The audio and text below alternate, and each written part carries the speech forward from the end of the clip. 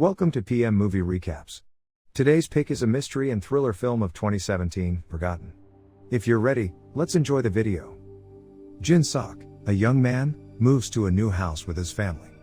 Things seem off to Jin Sok in their new home. One rainy night while the whole family is having dinner, Jin Sok hears some noise from upstairs, but the rest of the family thinks that it's a thunder sound. After dinner, Jin Sok and his elder brother, Sok, go out for a walk. Sok gets a call from Dad telling that he needs his help to fix something.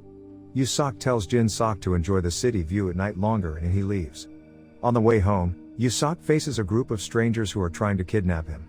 After Sok leaves, Jin Sok doesn't stay that long at the park. He is listening to a song while walking back home. Because of listening to the song, Jin Sok can't hear what's happening with his brother down the road. However, Jin Sok witnesses there's something going on from the top spot where he is at. Jin Sok comes closer to clearly see that the guy who is getting assaulted is his brother, Sok. Jin Sok runs as fast as he can to get to Sok, but it's a little too late cause Sok was dragged into a car and gone. Jin Sok has chased after that car, but he misses. While the car is moving further away, Jin Sok tries to remember the group of abductors' car plate number before running back home for help. Once Jin Sok gets home, he tells his parents that Sok gets kidnapped. After that, he faints and regains consciousness the next morning. An investigation team comes over to talk with Jin Sok, but there's no update on the case. 19 days pass and suddenly, Sok returns. Jin Sok begins noticing discrepancies in his family's personality. He then realizes that they are not his family at all, but pretending to be one. Jin Sok escapes the house and goes to the police. When he tells them that he is 21 years old, the officer, skeptical, asks him what year it is. He replies that it's 1997. The officer reveals that it is actually 2017. Jin Sok is, in fact, 41 years old. Jin Sok is shocked and looks around himself. He sees some signs of modern life, such as a tablet, a smartphone, an LED flat-screen TV showing the current South Korean President Moon Jae-in and United States President Donald Trump. Jin Sok leaves the police station confused. Jin Sok decides to go back home and asks for the truth from the family that he believes for all along that it's his real family.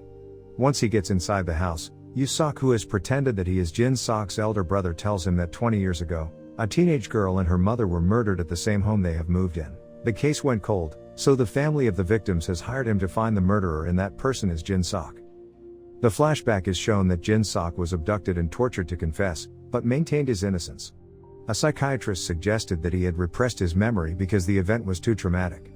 The team had the psychiatrist hypnotize him back to his last happy memory in 1997, figuring that if they could reenact the events of the murder, Jin Sok might be able to recover his memories and tell them what happened exactly on that day. Everything was going as planned, until the night when Jin Sok saw Sok being abducted, but Sok was actually being arrested for fraud. Sok was gone for 19 days because that's how long he was in jail. Back in the present, Jin Sok is captured in the van by Sok. On the way, Jin Sok jumps off the car in order to escape, but he has been still chased by Sok's van. While going after Jin Sok, Sok's van has an accident. The van crashes into another car before sliding to hit a tree. Jin Sok sees that Sok doesn't move and assumes that Sok must be dead. Jin Sok walks out of the scene and gets hit by a truck. Jin Sok was sent to the hospital and his memory loss from 1997 has come back. In 1997, Jin Sok remembered that he was with his real parents and older brother, Sok. They got into a car accident that killed his parents and caused his brother a critical injury. Jin Sok desperately needs money for Sok's surgery, but times were hard, due to the 1997 Asian financial crisis. Jin Sok went online seeking a job, and was messaged by an anonymous person, who told him that he would get paid by killing someone. The anonymous person gave Jin Sok one day to make a decision. Jin Sok went to the hospital and the doctor came to tell him that his brother needs to get a surgery as soon as possible. Jin Sok went back home and contacted the anonymous person to accept the deal. The anonymous person gave Jin Sok the victim's address, told him that there are 3 people in the house and Jin Sok had to kill only the woman and spared the kids. Jin Sok took the house key that was hidden outside the house. Jin Sok got into the house, he walked to the first room and when he opened the door he saw a woman sleeping with her little young boy. Jin Sok had a flashback memory about his family by seeing them and decided to leave. Jin Sok was about to leave the house but the woman came out and saw him with a knife in hand. Jin Sok told her that he was going to leave and asked her not to scream. In the meantime, one girl came down and started to scream. Jin Sok was panicking and chased her upstairs where he accidentally killed her. The woman came to help her daughter from Jin Sok, but in the end they both were killed. The little boy awoke and came out. Jin Sok told him to close his eyes, start counting 1 to 10, and his mom and sister would show up. Before Jin Sok left, he saw a family picture on the wall, and the man in that picture is his brother's doctor. Jin Sok then realized that this is actually the family of his brother's doctor. Jin Sok went to meet the anonymous man, who is indeed Ji Sok's doctor, demanding to know why the man would have his own family killed. The doctor explained that he was going bankrupt due to the financial crisis, so he had taken out multiple insurance policies on his wife to keep his children from becoming homeless. Since Jin Sok not only killed his wife but also his daughter, the doctor said Ji Sok would die as well. A struggle happened and the doctor was accidentally pushed to his death. In the present, Jin Sok wakes up in a hospital and sees the man who is fake to be his brother, Ji Sok.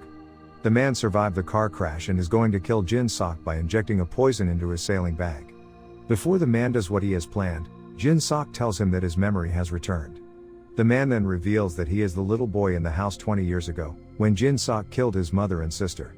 After the deaths of his parents and sister, his relatives took all the money and left him to grow up in an orphanage. He asks Jin Sok to tell him why he didn't him along, and whether the murder was planned by his father. A distraught Jin Sok lies and takes full responsibility for himself, but the man doesn't believe him. At the end, Jin Sok kills himself, using the syringe which contains a poison that the man has dropped off. At the same time, the man commits suicide, jumping out of a hospital window. In the end, it flashed back to 1997. Jin Sok's family was at the lake. Jin Sok was stopped by a little boy, who offered him a lollipop. After he politely declined, the boy ran to his family, and that was the doctor's family. Thank you for watching, but before leaving, please make sure that you click subscribe and turn on the notification so that you can enjoy watching more videos like this.